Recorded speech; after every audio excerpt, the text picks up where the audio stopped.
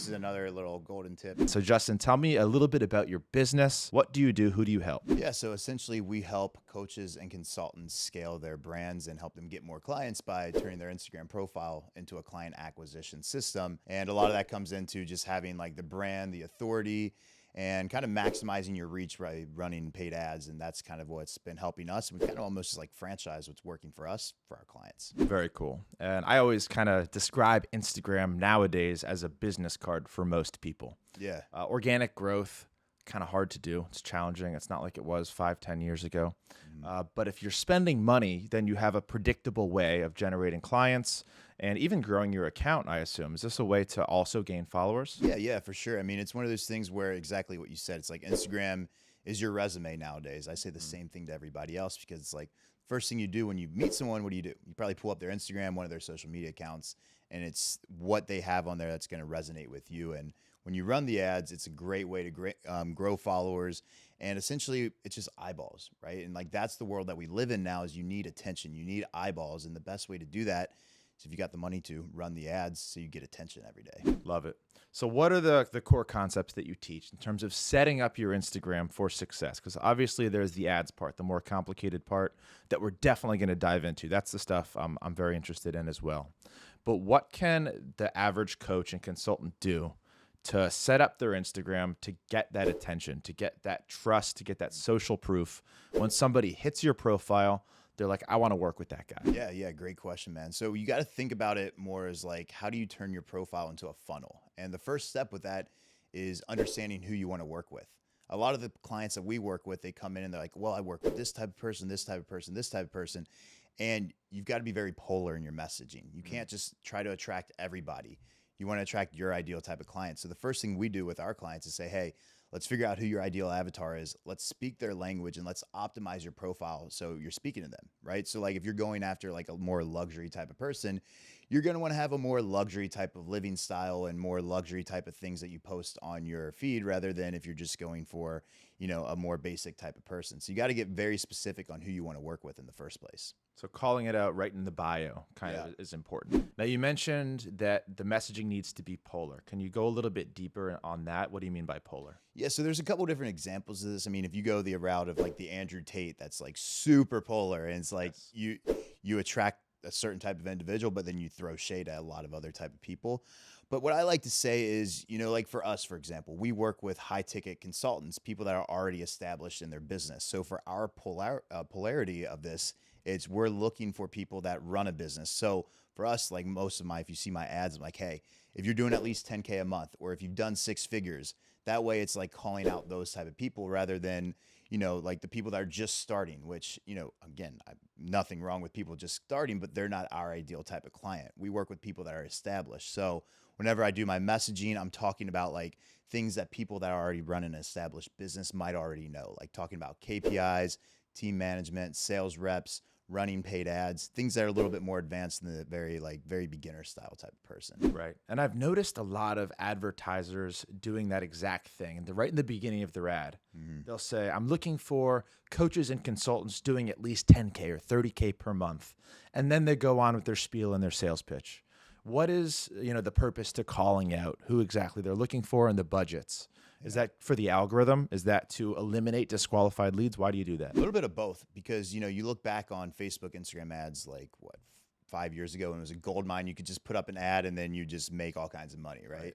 Things have changed a little bit naturally. So what we've found is you've got to be very specific on who you're calling out, because it starts, the algorithms start optimizing for it. And we can go more into the ads later on now, but some of the ads that best perform for us are ones that are zero-based targeting. I mean, we're not even targeting anyone. We're just letting the algorithm pick up from what we say at the very beginning of the ad. It's bringing the most qualified people. So when we say that, it's because if you break it down, like getting client acquisition is a bunch of lead generation, but instead of sifting through a bunch of bullshit leads, it's like, how do I get my highest quality people? And the way you get your higher quality people, you just call them out. I love that. So you call out the person that you want. You don't do any targeting on your Facebook ads? Very rare. And so we have a couple different phases, but for our top of funnel, we're letting the algorithm just optimize for us. That's so cool. Yeah. And we'll dive into your ad structure, your top of funnel, retargeting and whatnot. That's a lot of fun. All right. So no targeting. You call out exactly who you want. in the first several seconds of that ad, boom, now you've got qualified traffic clicking and booking a call. Maybe there's some filtering, some disqualifying questions later on. Do you add those, or is your disqualifier just the ad itself? So the ad helps a lot. I mean, naturally, you could tell someone and be like, hey, if you are a male, if you're not a male, don't click this ad, but you'll have females that click the ad. Right. And vice versa as well, just because not everyone pays attention. They just click to click. That's the world If we you're live running in. paid ads, you're going to get a little bit of everything no matter what. Oh, yeah, dude. They'll You lie should- on questionnaires. You should see some of the comments that we get on our ads. It's ridiculous from what the people say. But point being is, like, you want to just put as much friction as you possibly can. Yes. Now, when you do this, your costs are going to go up. Right. And a lot of people go, oh, my costs are going up. It's not working. It's not this. And it's like, no, you got to optimize for higher quality people. And, I'd rather you pay $30, $40, $50 for a really qualified person rather than $5 for a bunch of people that work at McDonald's that are never going to buy from you. Right. So like, that's the first step, is just being very specific. And then from there, we actually disqualify a lot of people through the DMs. So I have a guy that manages my DMs. He does all the setting, conversations. And the thing that he does is he talks to everybody to see if they're a good fit. And if they're a good fit, then invites them to fill out an application. Then if they are a good fit on the application, then we hop on a call. But there's a lot of disqualifying. And I think, depending on whoever's watching this, where you're at in your journey, you kind of got to build your way up there. I always say, like, the worst thing you can do is just not have any appointments on the calendar. Right. And then Better to have bad ones than none. exactly. And then you learn a little bit more and more and more. And then you start adding more friction and more friction. Eventually you get to the point where your friction's maxed out. And then you got to bring on more reps and stuff like that to actually continue helping you scale. You mentioned some interesting comments that you get on those ads. And for people starting to run ads, I can imagine that crazy comments, maybe even mean comments, can be disheartening, can be discouraging. What kind of comments are you guys getting, and how do you handle them? Dude, I mean, I put my phone over there, but like, if I were to show you, if I just opened up my Instagram, I mean, it's every day. We have like probably 5 to 10 people just have no idea who I am, no idea who they are, just, talking shit for no reason. And it's nothing for anyone that's starting to run ads or anything like that. It's nothing you do. It's just, that's a reflection of themselves, is what I've realized, because a lot of people are like, well, I got scammed in the past, so I'm going to immediately assume you're a scam. And it's a direct representation to them. And I think the way to look at it is, this is one of my favorite quotes from Uncle G, Grant Cardone, is, if you haven't pissed off somebody by 12 o'clock each day, you're not doing your job right. It's the lay of the land. If you're advertising, if you're putting your material out there, enough people are going to see it and troll you. Yeah. And that's the case, I think, with organic content. It's the case with paid ads. The bigger you get, the more people are going to hate. And Grant Cardone, says that best, I think. He does. Yeah. He says that right on the tail. You mentioned the format that you run your ads, like the Instagram DM, the Messenger ads. So I'd love to dive into that in just a second. But first, and sorry to go all over the place, let's jump back to the Instagram account and how to set it up. Yeah. So I feel like it needs to be set up correctly so that when somebody doesn't click the message or doesn't book an appointment, they're going to go to your profile first, right? They're going to go see what this guy's all about that's running the ad. Then they hit your account. You've got 100,000 followers. You've got a professional profile pic. You call out exactly what you do and who you help right in your bio. Those pieces are clear. Yeah. What about the content? Does it matter what you post on that feed? Absolutely. Absolutely. You want to post quality content. We had a client that came to us one time. He was a big Grant Cardone fan. He's posting 4 pieces of content every day. They were all completely terrible. Yeah. And it was just like cookie cutter things that you'd find, like memes and photos you'd find on the internet. I was like, bro. Canva graphics. Yeah. I was like, dude, you got to speak to your ideal audience. Do you think your audience just wants to be spammed by your page every day? Right. No. So yes, content's huge. I would suggest getting very specific with high quality content first, even if it's not a lot. Like, go slow at first, and then once you can really ramp it up, then start putting as much as you can. But kind of like what we said, you got to call out your audience. You got to talk about their pain points, and you got to also build trust with them, because that's where a lot of people mess up when it comes to ads, man, is it's not organic traffic. It's cold traffic. People that have no idea who you are, especially when you first start running ads. So you've got to figure out a way to build trust with them. And the best way to build trust is just say facts about yourself. So like for me, I've been doing this for like 5 to 6, 7 years almost now. I lose count. But I say that stuff a lot in my ads, or even just in my contents. Like, hey, I've been doing this for a while. I've worked with hundreds of people online. I got hired to build client acquisition systems since 2017. It's like those facts, those type of things that you say instantly build credibility with your clients and your prospects, and the people that are cold, like, oh, well, who's this Justin guy? Okay, he's talking about something that I've had a problem with. Let me just give him a follow. Maybe we'll see what happens. And then we'll talk more about like the spider web strategy of retargeting and everything from there. But like once they get in, it's like a web. They just keep seeing you over and over and over again. Right. Once they click on your profile, you hit them every angle that you can think. Every angle. So I don't see you doing a lot of the entrepreneur typical thing on Instagram, posting pictures, going on a private jet with their Lamborghinis, the stuff that you see every entrepreneur doing. You're doing more thought leadership, more expertise posts. And I think that does work better because people are coming and they're saying, wow, he actually practices and teaches what he's preaching instead of the Lamborghinis and the girls. Yeah. What do you think about that? So I'm glad that you brought that up because there's really two different types of avatars with that. I've found if you're going more like B2C route, like business to consumer, like the beginner route, that's the type of stuff that's going to draw attention and attraction. So if I were to go out there and post pictures of like a Lamborghini, or I don't even post my girlfriend much on my account anymore because I'm not trying to attract like the beginner style. I'm trying to attract people that they don't care about the Lamborghinis. They don't care about the jets because they're probably already doing that type of stuff. They're more caring about the content that you post out there. And we ran ads where it was like more flashy stuff like that. And we would just get terrible quality people because they'd be more, not terrible, but more of the beginner side of stuff. And like I mentioned, for us, we work with a very select type of avatar, and we got to be very specific on who we target. And a lot of that comes down to if you're going to be posting stuff like you look at Ty Lopez, that's all he posts because he's going after more of like the beginners to get them in his ecosystem at first, like Lamborghinis, girls, jets, traveling.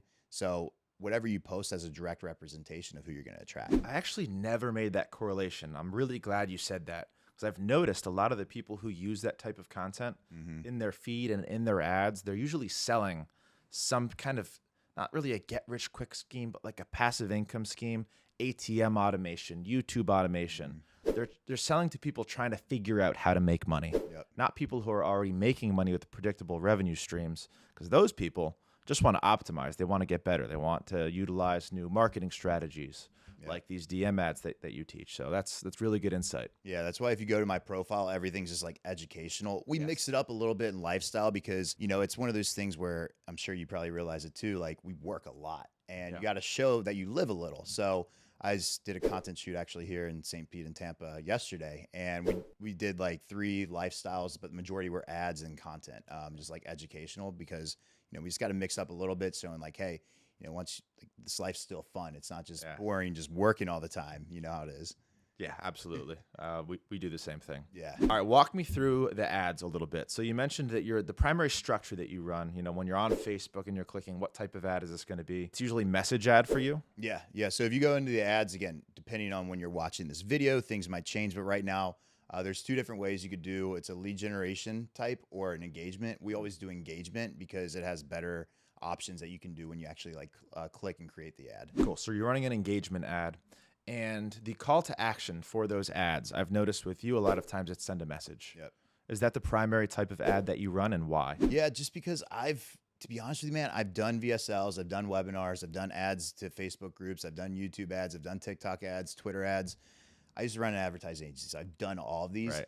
And the thing that I've realized is 1, everybody's already doing all of those. Yes. 2, the direct message feature, it's a little bit different. People are starting to catch on now, but it gives people, your prospect, the opportunity there's 2 opportunities here. 1, go through your Instagram profile, go through the funnel, like start going retargeting and everything like that. Yep. But 2, also have questions. You know, if you send people directly to a VSL, they don't really get to talk to somebody. It's like, oh, well, this is cool, but would it work for me? Or how about this? And when you do like the strategy that we teach, it's like you can send them a VSL too, but then they have you on Instagram and then you can message them on there. So it's an easy way to keep everybody in one place and also almost like a support, but answer their pain points, their questions.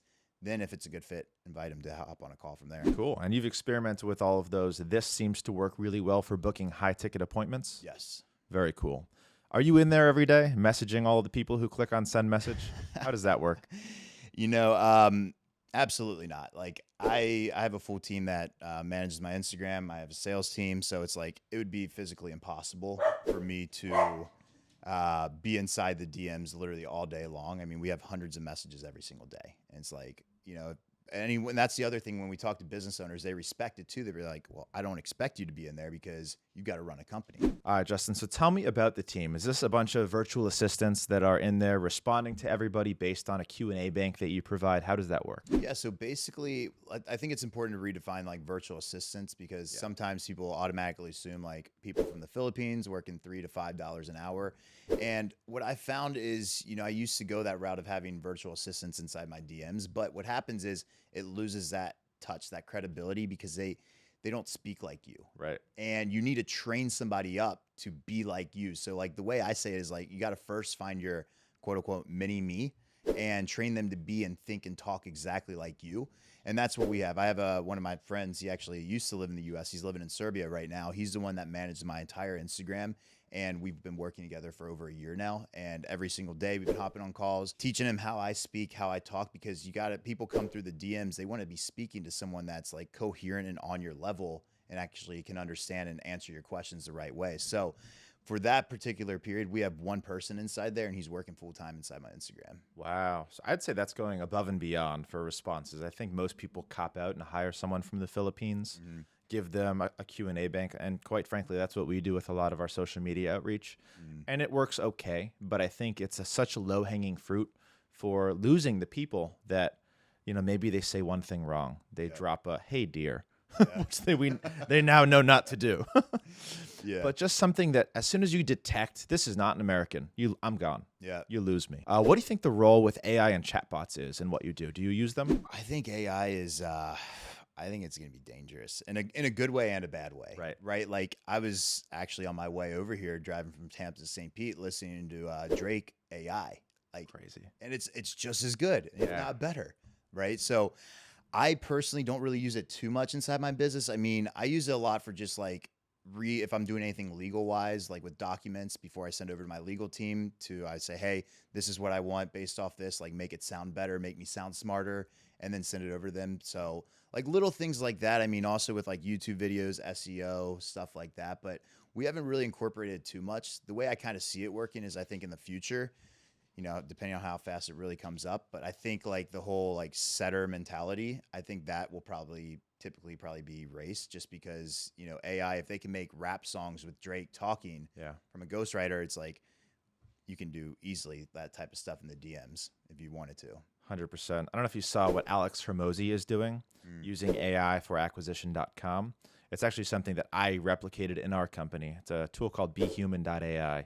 You record a short video of yourself saying, hey, Justin, I would love to help company get better at scaling their DM ads. And then it takes that video and it spins it, uses AI to make your mouth move and say their name, their company name, using your voice, using your video.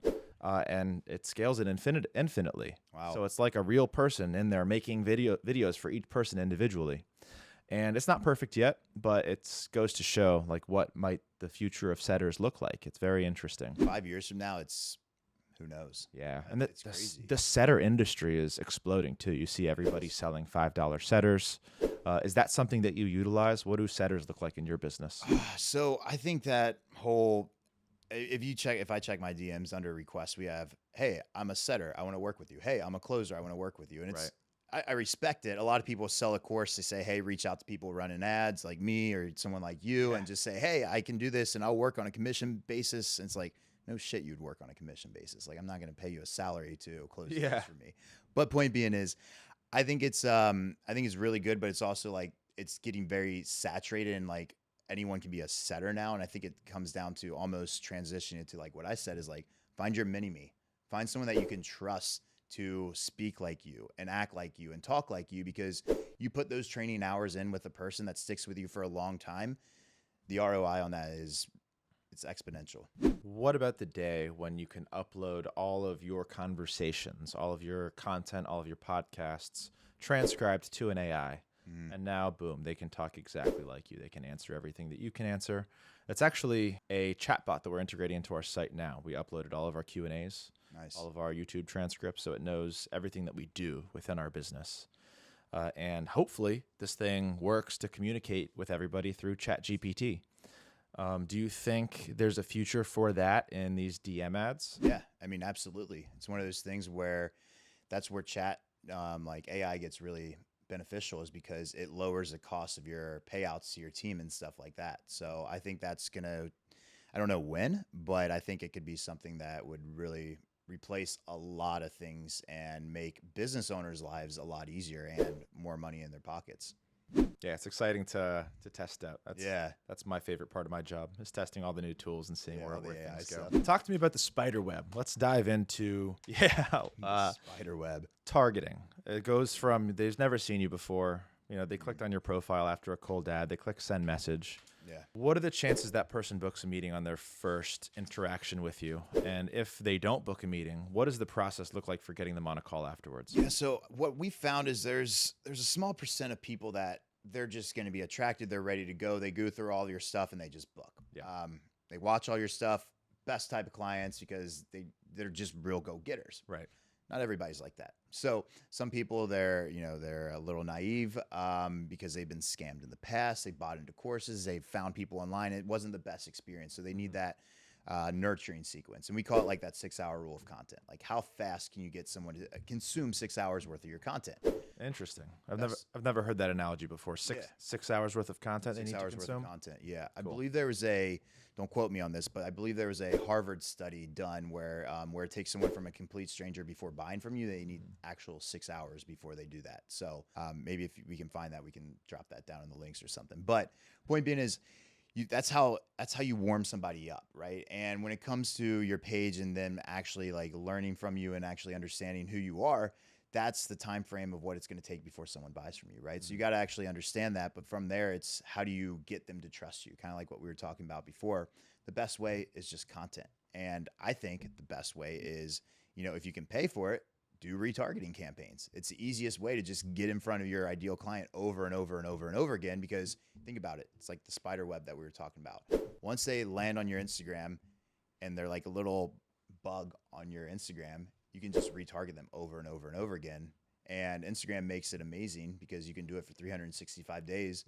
And as long as they click on something or they engage in something, they're going to see your stuff over and over and over and over again. What kind of stuff, what kind of ads, what kind of content are you showing these users from the first time they interact with you and your retargeting ads? Are you hitting them with the same content?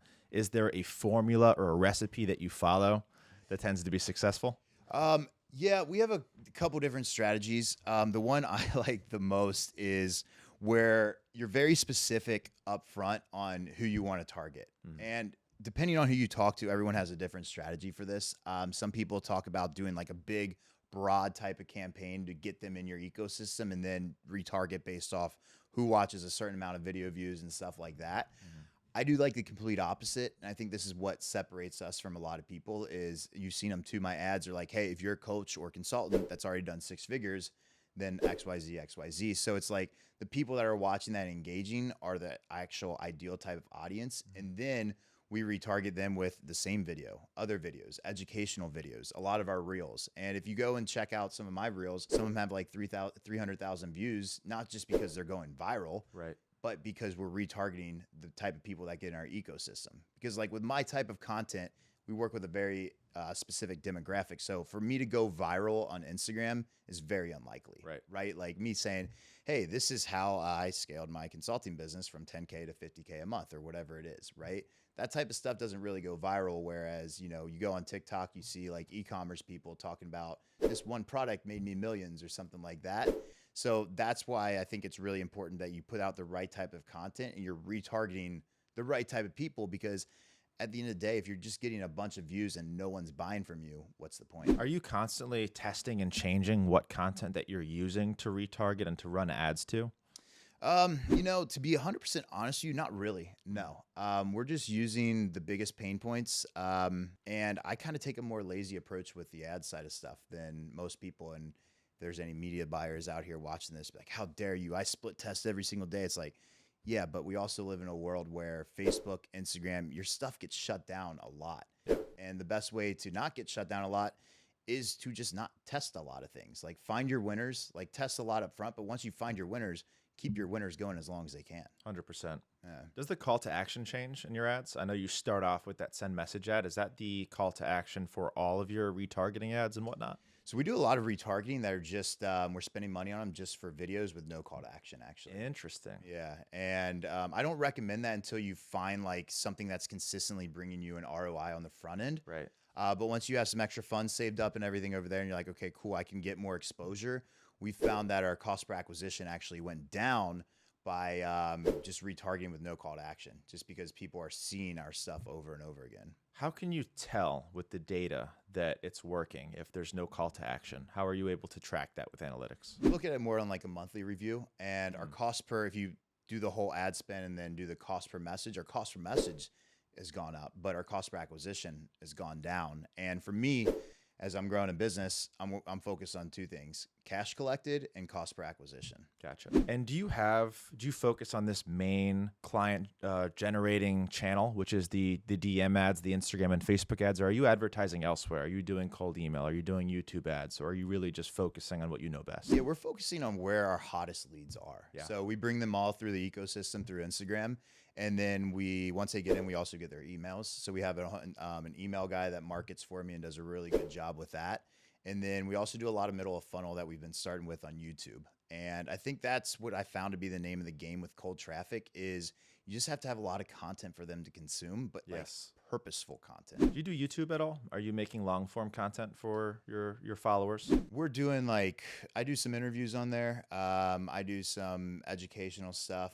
It's kind of a mix. Yeah. It's not something for my YouTube channel to go viral or anything. Right. Because again, like I mentioned, we're very specific on who we want. I'd rather have 10,000 just high ticket coaches rather than 1 million just random people, because that's gonna be that's my bread and butter. That's who I want to work with. Well, after this, if they're searching Justin Saunders on YouTube, they'll find this stuff. Yeah, go search Justin Saunders. What about retargeting ads? Are you doing display? Are you doing Google AdWords? Where are you focusing on retargeting? Is it only Facebook Just ecosystem? Instagram, bro. We don't even use Facebook. Just Instagram. Really? Yeah. Have you tried Facebook? I mean, Yeah. it's a click of a button to do both. Yeah. Why not? Just because everything's on Instagram. I mean, Yeah. we're at the point until I max out Instagram, I'm not going to go into something else. We'll probably go into Facebook next after this just to see how it goes. Or we might even just do more Instagram profiles. Like what I found is like, if it ain't broke, don't break it. Right. Just do more of it. That's a really good way. I think it's a good insight for a lot of marketers and ad buyers to hear, because as marketers, we get starry eye syndrome. Yeah. We see other marketers, coaches, consultants preaching, YouTube ads are 10 times better than Facebook ads. Yep. You need to be doing this display, multi-targeting strategy. And you want to try everything. But the people who are really successful find the one thing that is working for them, and they lean into that and they put blinders on and cancel out everything else. And I think that comes with experience. That comes with some trial and error. I'm sure you've experimented with some stuff and it wasn't quite as good. You may have invested some money and lost some money trying a bunch of different things. I know I have. And then you mature and you're like, oh, this has been working really well the whole time. Let's double, triple down on what is working for us. Yeah. And I think that's where when you really see, at least for me, when I saw a lot of success was when I learned that. Yeah. Is just focus. And it is really easy because I think the thing with a lot of entrepreneurs is you get that shiny object syndrome. Yeah. And that's the hardest thing to control. That's why, to be honest with you, I haven't really gone down AI or anything too much right now, because I'm so focused on what we're doing and just perfecting it. Like, how can I get my show rate from, a 68% to a 74%, or from a 74% to an 82%, like little things like that. And I think it goes the same with how do you get clients? You just got to find one client acquisition system that works, rather than just doing a bunch of different prospecting. Just find one, go all in on one, whether it's Instagram, whether it's LinkedIn, whether it's Twitter. Like, I know people that are just crushing the Twitter game, right? So it's like, you just got to figure out one thing that works for you and just go all in, perfect it, and then just max it out. 100%. And that one thing's not going to be the same for everybody. Right. You help people turn their Instagram channels into client acquisition machines. It makes a lot of sense for you to be marketing on Instagram. Yeah. For someone selling YouTube ads or YouTube ad training or a course, they might not be a good fit for what you're doing. Maybe they will. I don't know. Let's talk about the backside of your offer. Yeah. Figured out how you generate a ton of leads on autopilot. You've got your system, people responding. Are you booking people onto a calendar? Are they meeting with you? Who are they meeting with? What are you selling them? How are you selling them? Yeah, so everyone goes through an application. That's how we determine whether or not we get on a call with them, because kind of like what I was saying before is like, instead of scaling into other different strategies, we were scaling into hiring and perfecting our numbers. How do we get more qualified people? How do we get rid of less qualified people? And best way to do that is being very specific on who you let on your calendar, because that'll also increase your show rates. It's like people have like, I have a terrible show rate. It's like, okay, well, you probably just have a bunch of shitty people that you're putting on your calendar. Yeah. Or you're doing something else wrong. You got to figure that out. So yes, everybody goes through an application, and then from there they go on the calendar with someone on my sales team. I typically don't take the sales calls. If we're completely full, I will. I mean, I maybe take like 3 to 5 calls a month, just because I like being in the ecosystem. I just really like having a pulse on my business. I think that's something that's helped me a lot too, is there's been times where I felt like I lost control of my business almost. But when I have a pulse and I'm taking a couple sales calls, maybe like 1 or 2 a week, something like that, it's like I have control of my business, because I see the quality of the people coming through. I see what our other closers, their close rates should be. And it just gives me that ability to understand and be able to call out other people if I need to in my team. It's like, hey, dude, you're at a 18% close rate. You were 35 last month. I'm taking these calls too. They're quality. What's going on? Yeah. And a lot of people, like, they try to automate things, I think, a little bit too early. And I'm at that point, man, where how can I maximize this thing to the very fucking top? And I think the only way to do that is just be on top of everything. Having a pulse on the business, I think that's a really good reference too. You need to know what's going on in every single aspect. Yeah. Because you never know what's broken. And it's really hard to identify and fix what's broken if you're not in the trenches. It could be, your proposal's shit, and you don't know unless you have to send one and someone doesn't, or like spends 1 minute reading it and then bounces off. That's something that you'd never know if you're not in there sending a proposal. So very interesting insight and good point. Do you have BDRs that screen your calls, or is your application that screening? So if they make it through that, they get on the calendar with your closer? So we do the screening in the DMs first, and then based off that screening, then we get them to go through an application. Then based off that, then they hop on a call. So quite a bit of screening. You screen with your ad itself. You screen in the DMs. You screen with the application. So if someone makes it to that calendar, you better believe they're probably going to be qualified. Yeah. But you're probably paying a little bit more per call. Am I correct? Yeah. What are you spending on ads? What are you spending per call? And then do you use anything specific to track your data and make sure that you're actually able to scale your ad dollars? Yeah. So I think the first thing to note is data is everything. We do, like, if I showed you like our inside data, I have every single data metric on that. Oh yeah. I invested in a like custom Google Data Studio dashboard, so I can see all that, like cost per booked appointment, cost per show, cost per acquisition, all that stuff. And to answer your question with that, at the time of this video, we're only spending $800 a day on ads. And I just got done training another closer to bring him on board so we can start maximizing that out. Cost per call booked. Off the top of my head, I'd say cost per call booked is probably around like 300. Cost per call show, maybe like 400, something like that. Which I think, I'll be an open book with that, because I think a lot of people struggle with seeing that and understanding those numbers. I know I did at first, because it's like, I just wanted $100 cost per booked appointments, or $50. And it's like, you can do that. But like I said, we're trying to maximize stuff. Like, I don't care if I had to pay $600, $700 for a qualified person to show up. Like, that's our ideal fit, because those type of people always close. And that's another point of like charging high ticket. It's important to have that, because if you can charge more, you can pay more on the front end. Right. And the lifetime value of one of those clients to you. Yeah. And using that number, it's very easy to spend $300 or $400 on a call, which might sound daunting to a lot of people. $400, not cheap.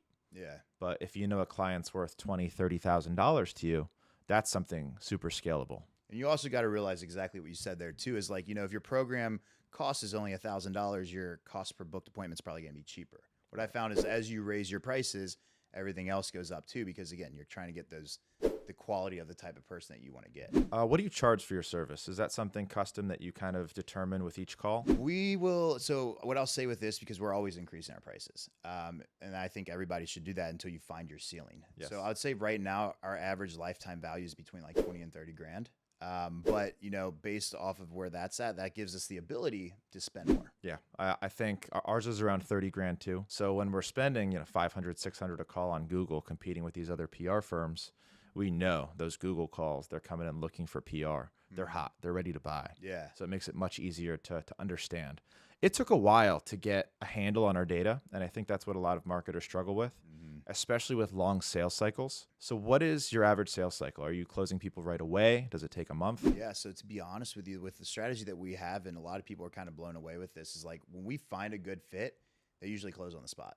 Wow. Yeah, because this is another little golden tip for anybody that's watching this, is have like a before our call page where you just, like for us, we have a 15-minute video that talks about our entire services, like what they're getting, and we even confirm investment with them. So you can bet if they're going to watch all that, they're going to hop on the call, they're going to be ready to go. We have a pre-call webinar. What percentage of your calls have actually watched that pre-call webinar? We've struggled to get them to actually sit down and watch our 20-minute. That's the one thing I've found that's hard to track.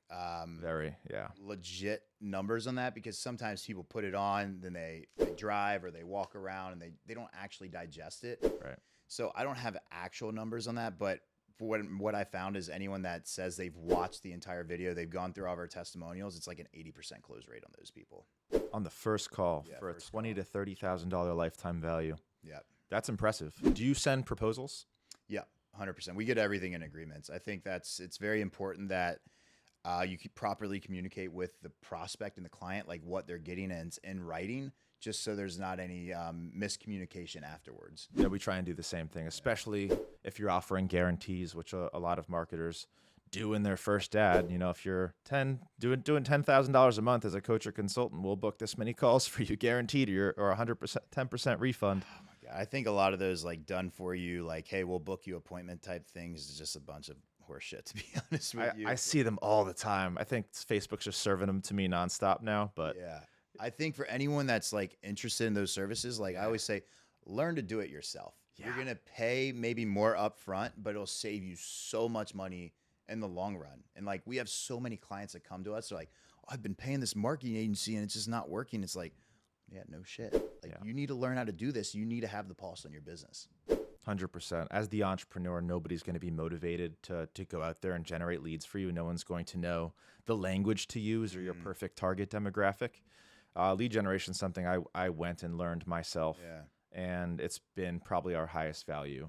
Yeah, well, here's the honest truth, and you can probably attest to this, because I used to run an agency, and at a time we had over 100 active clients. And when we're running those ads, guess what we're trying to do? We're trying to get the cheapest result because it makes us look good, rather than getting you the best quality leads, because then if instead of leads being $5, they're like $25, $30, the person we're reporting to is like, that's terrible. This other person can get them for $10. Right. So it's that never ending battle of when you're working with a marketing agency, unless they're a very legit type of agency and has a good reputation that doesn't have a ton of clients. Yeah. It almost never works, because that's what we did. And I mean, it worked for a lot of our clients, don't get me wrong, but that just got to the point that ate away at me a lot, is because it was very competitive. And I think that's why, like, I had this like burnout phase with my agency. Yeah. And that was one of the big contributors. It's like, well, I know I can be getting better results, but if I do, someone else is going to swap in and say, oh, well, these numbers look better, but the actual business owner wouldn't understand until they've been through the trenches with it. This is something that I talk about a lot. It's hiring marketing agencies. There's a lot of agencies out there, and I've made the mistake of hiring a few myself, that promise to do everything for your company. They're going to do your blogging, your social media. They're going to do your lead generation. And as a newer entrepreneur, it sounds really tempting. You don't have to go and learn all this stuff. Someone's going to go run my whole marketing for me, which is arguably the most important part of a business. And it's almost always never works out. And those marketing agencies are good at what they do, which is get you to close the deal, get you on a contract, and then keep you for as long as possible. So they'll integrate themselves into parts of your business that make it very hard to get away, like your website. They'll build your website, put it on their server, and now they own the IP on that. So if you want to leave, now they own your website. What is your opinion on working with marketing agencies, marketing vendors, contractors? Is this something that you do? I think you need to be very specific. Yeah, me too. Who you're doing it with. Yes. but also only get to that point if you have to, if you don't have the time to do it. So, for example, like with me, I'm starting to spend more time on YouTube because I have everything else kind of very systematized. Mhm.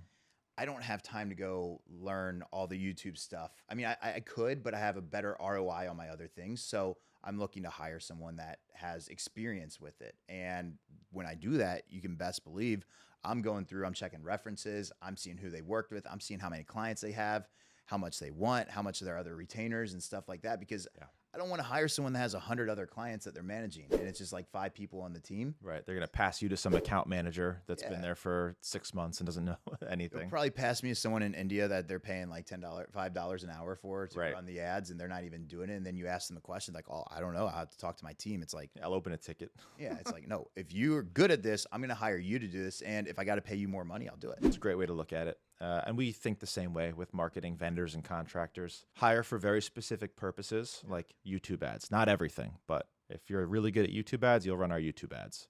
You'll run our Google ads. You'll manage our social media channel. And I've also found it really important to have at least a surface level understanding, a basic level of understanding of what they're going to be doing. You ever hired an SEO agency before? I have not, no. Don't, without knowing what SEO is, because that's like it's so easy to get ripped off on people saying they're doing backlinking and they're SEO optimizing stuff. And if you don't know what you're hiring them to do or what they're doing on their end, that's a really easy way to get stuck in a contract or a position where you don't really have control over it and you don't know what they're doing, and it builds resentment. And as entrepreneurs, my call to action is if you're going to hire someone to do something, spend a day learning about that thing, learning about the metrics, learning about what that agency is going to actually be doing so that you can have an educated conversation, ask the right questions to that contractor.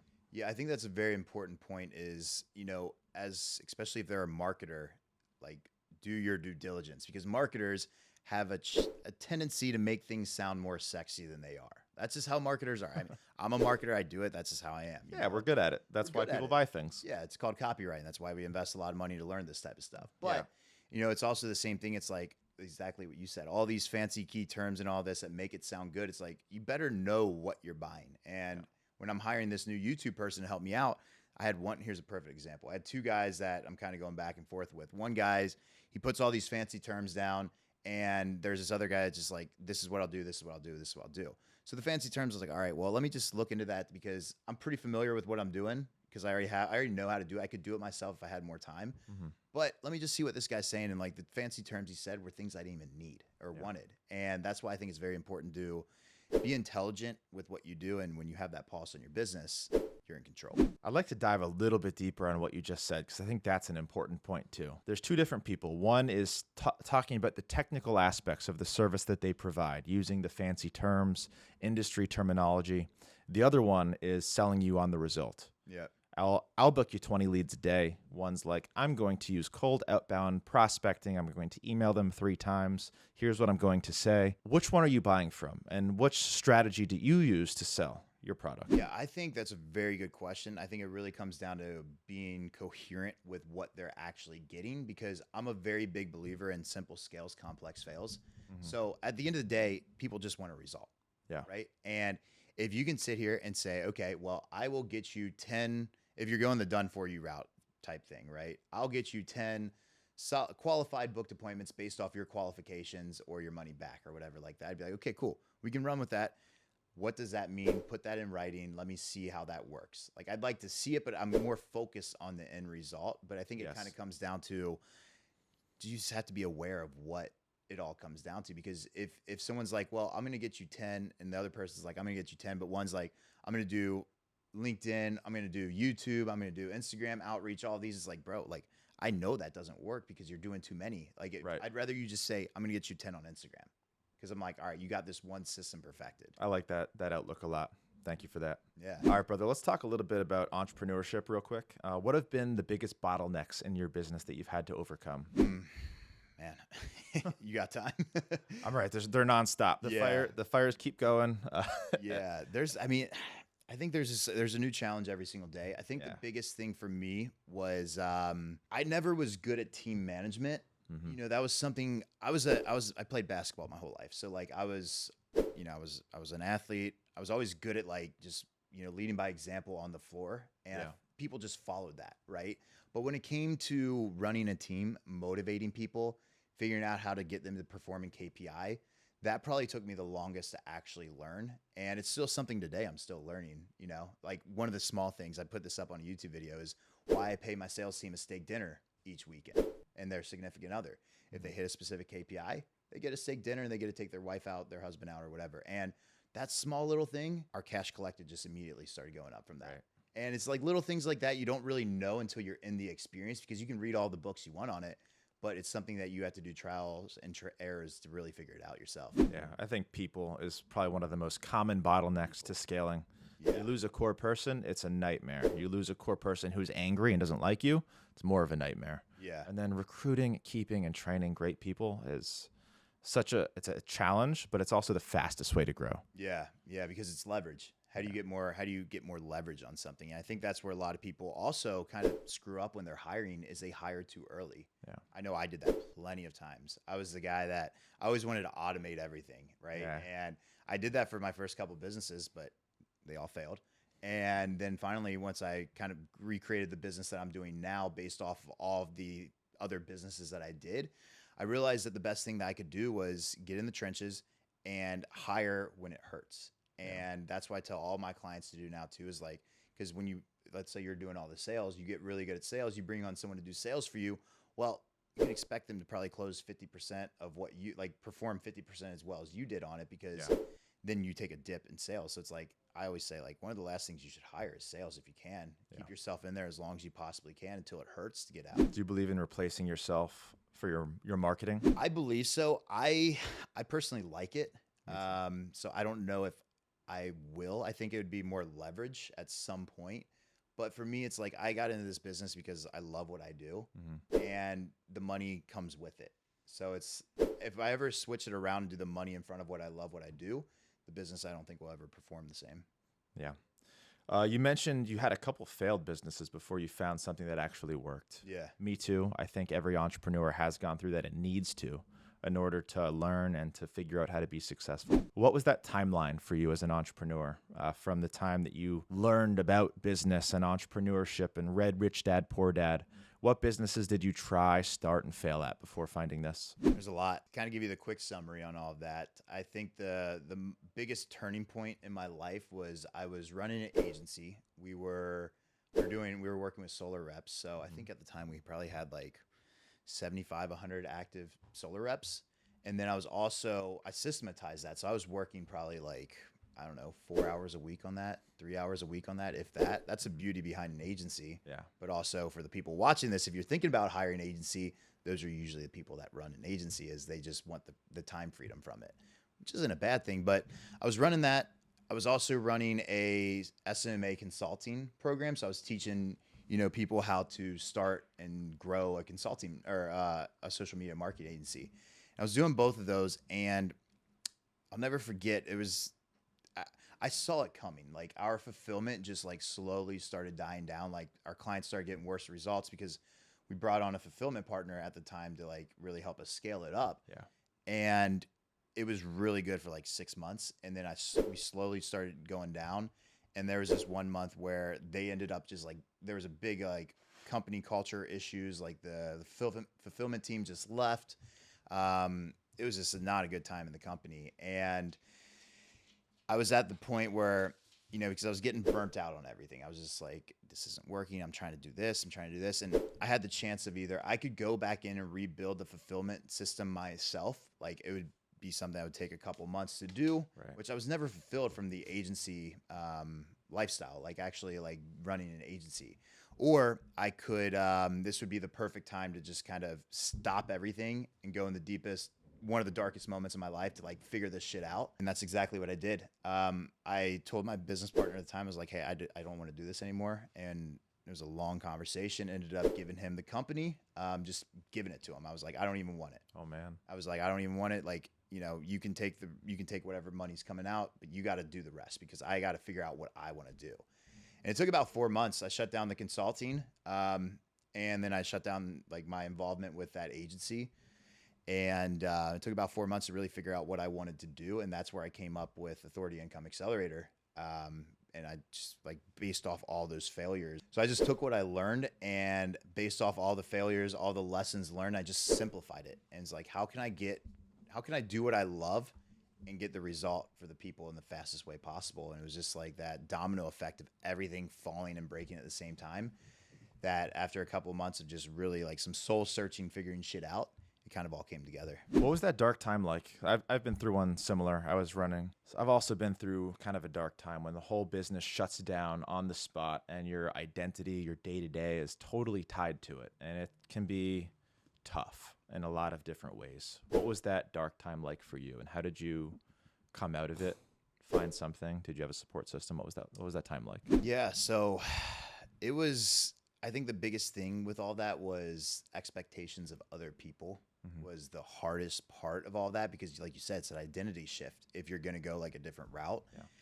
And for me, it was just, I always knew I wanted to do something different than running an agency. Yeah. Like, I'll be honest with you, I did that so I could live a lifestyle and make some good money doing it, right? And like, that's what I did. And like, I think it also kind of comes down to, if you don't really find your purpose, eventually it's going to catch up to you. Yeah. And it caught up to me. And it was like, the time was a breaking time. It was like, all right, well, I know how to make money online. I've been doing this for a little bit, so I can figure this out. Yeah. But it was also that period of like, what if I don't? You know, what if this doesn't happen? But it also puts you kind of in that period of, you know, I always say it was even harder than when I started my businesses, because when I started my businesses, I just went full in. I didn't take a job or anything. I was just right out of college, just starting. And it was darker than that, because that time I had something to fall back on. It's like, oh, Right. well, I could go work at this other job or something like this. But this far in the this deep into it, it's like, Totally unemployable. There's yeah, no it's way. like, I couldn't work for somebody else. Yeah. And I knew that. So it was just, I think, patience, but also just trying a bunch of other things. Like, something else I haven't really even told many other people too is I actually wrote a book during the time, but No kidding. I never published the book. Yeah. You know why? Because right when I went to publish it, it was about investing in Airbnbs. And I had the option of being the investor in an Airbnb guy, or this guy that's going to go all in on client acquisition, teaching what I've learned from my past 5-6 years of learning it. So put all that money and time and resource into creating this book that's just sitting in a Google Drive right now, that to this day I probably won't ever publish, just because it's like I have my identity of where I'm at. Yes. And the cost of making a couple $1,000s off book sales or whatever, I think it would hurt me in the long run of, hey, well, I need to just be known as this client acquisition guy right now. That's a good outlook that not a lot of people think about, and I've struggled with that too. Spreading your expertise too broadly takes away from people identifying you as an expert and the thing that you need to be an expert in for your business. So I think not publishing was probably the right move, but tough to leave all of that hard work on the back burner. But that's like the reality of business, right? All of those companies that you started up to that point. They're learning experiences, but there are a lot of hours that you put in that are now not owned by you. Yeah. They're no longer making you money. And that's a kind of a tough reality to come to terms with too, I've noticed. Yeah, a lot of people don't really realize that. And I think it's just, I think of really being an entrepreneur and even life is like a video game.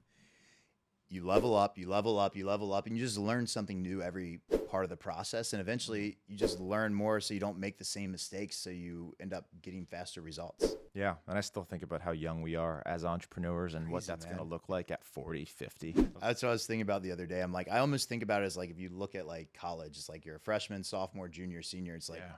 I feel like I just started maybe like my sophomore year or something. Yeah. If that, you know, it's like, there's so much more. There's so many levels of this. It's like, you look at, you know, the F1 race and that's going on and went on in Miami, or what was it, Monaco? Yeah.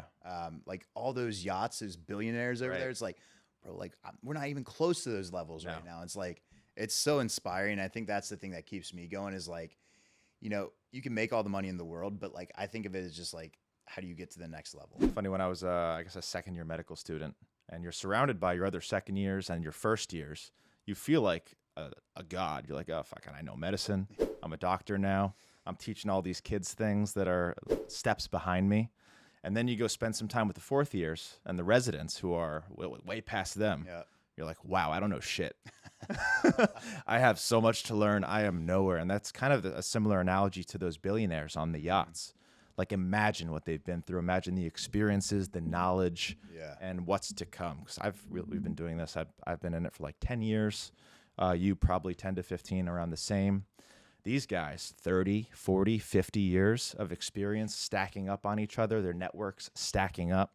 So it's exciting to see what that might look like Yeah. in the future if you don't give up pending any crazy disasters that are wild. But it's exciting as entrepreneurs because the growth is unlimited. The growth potential is unlimited. Yeah, because once you get more growth, you make more money. And when you have more money, there's more options. And more options lead to more growth. So it's kind of just like a domino effect. Like as long as you just keep leveling up and you don't quit, like it's almost it's And impossible. surrounding yourself by people who are doing better than you at any opportunity that you get. And it gets harder the more successful that you get to find people to surround yourself with on a daily basis that are crushing it. I've noticed you do a decent job. You know, your brother is also an entrepreneur. Your girlfriend is an entrepreneur. Do you have any advice for finding that network of people who are also successful or more successful? Yeah. I was talking to someone, I think it was one of my clients about this not too long ago. And for me, when I got started, I just kept investing all of my money back into masterminds, like courses, programs, and then also like networking events. I think that's why we're here right now. We met at a networking event. I think that's the easiest and simplest way to really up your level, because when you go there, you get the opportunity to meet people like yourself doing things. And it's just a really good way I always learn something new too, but like the relationships, it's unmatchable. Like you can't do that online. I mean, you can meet people online, but until you meet someone in person like that, it's the next level. It's not the same. Yeah. There's multiple benefits, I think, to investing in events like that, the masterminds, the seminars, the conferences. Two, you just mentioned, it's the network that you make, friends to come in and do stuff like this, podcasts, maybe even business deals. You learn something. I learned a ton from Ravi, the softwares that he used, the tactics that he implements. But third, I think being around people who are killers and feeling small. I think there's a lot of power to that. Yeah. And that feeling is more and more rare and more sparing the bigger that you get. So seeking experiences to go around people who are doing $1 million months when you're doing $100,000 months and feel like a king. Yeah. You're not. Yeah, it's just like you have your expectations and you just have to raise them, because I mean, I'm sure you've seen it too. It's like when you first start, it's like, if I can just hit that first 10K month. Yeah. Okay, cool. Now you hit the 10K, it's like, damn, I can't do anything. If I don't hit 10K, I'm pissed off. Same thing once you hit your first 100K.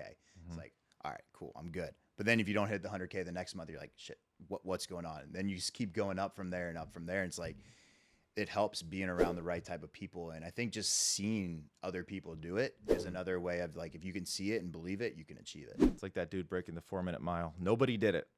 The year he did it, 3 other people broke the 4-minute mile. Yeah. Crazy. It's insane, man. If you can see it, you can achieve it. Yeah, it's possible. All right, brother. What are your biggest pieces of advice?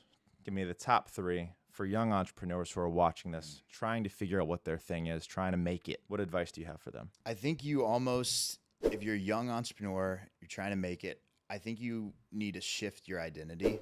And I always talk about, when I first got started, I was this college frat dude that just was partying all the time. I was social chair of my fraternity. So like, I was just always partying.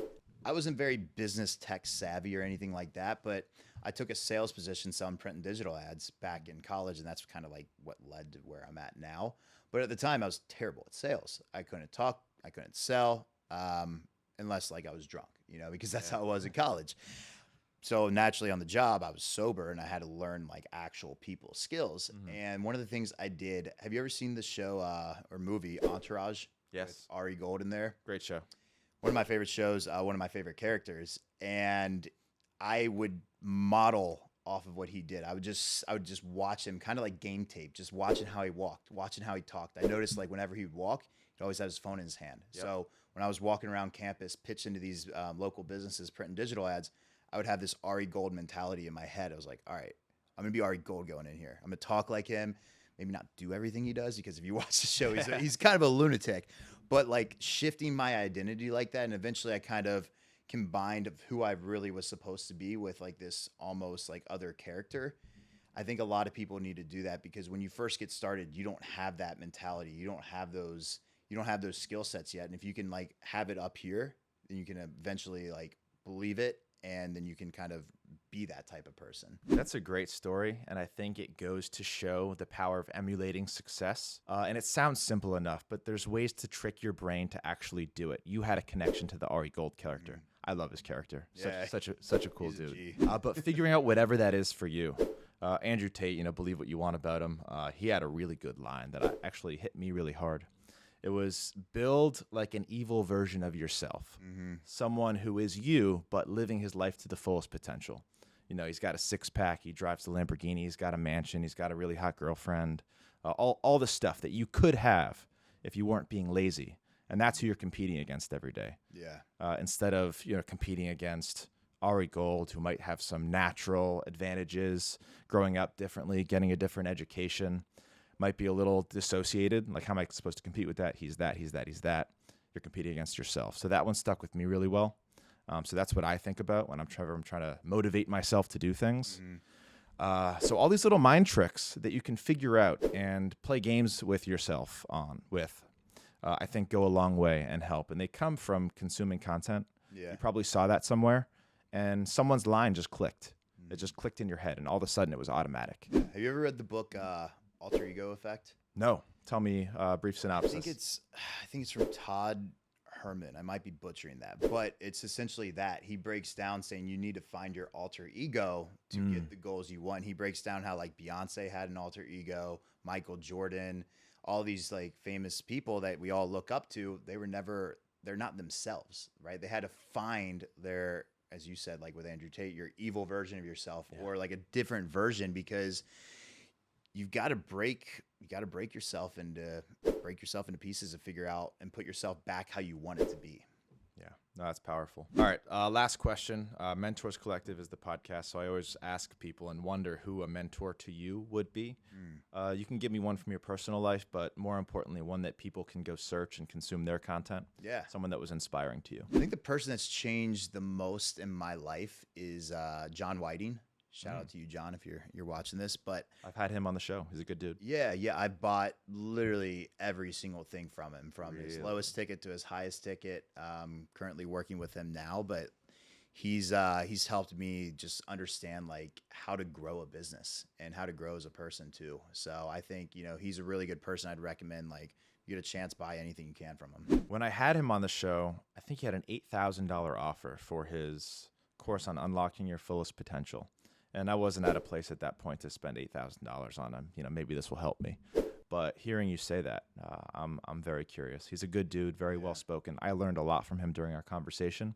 But his materials helped you a lot. In what way? Yeah. Well, here's the thing that I found with like mentors or anyone. If you can get in throughout any beta program, get in, because they're going to give you the most attention. So that's what I've done with him every single time, is whenever he releases something new, I was like, all right, I don't care what the price, get me in. And going back to like that specific program, that helped me a lot. Just get out of my own way. I was always kind of in this, I'm an athlete, so I always like to compete, but that also kind of hindered me in a way, because I would compare myself to other people. And the biggest lesson I took from that is nothing's really good or bad. It just is what it is. Right. So like the fact that you invited me on this podcast, like I could be like, oh, this is awesome. We're here, we're networking and stuff like that. But there's always a pro and a con to it. It's like, well, the con is, I'm not at home in my office talking to my team or something. Right. But again, obviously I'm glad to be here. But same thing is like if a girlfriend broke up with you in the past, it's like, oh, I hate her. That was the worst thing that ever happened. But if you go back and shape that 5 years ago, if that never happened, you wouldn't be where you're at today. So there's always a pro to con. And at the end of the day, it's not good or bad. It just is what it is. Well said. Justin, thank you so much for joining me today. This has been a blast. I'm glad we got to sit down for a little over an hour and connect. Didn't get the chance the first time I met you, so I'm glad we did.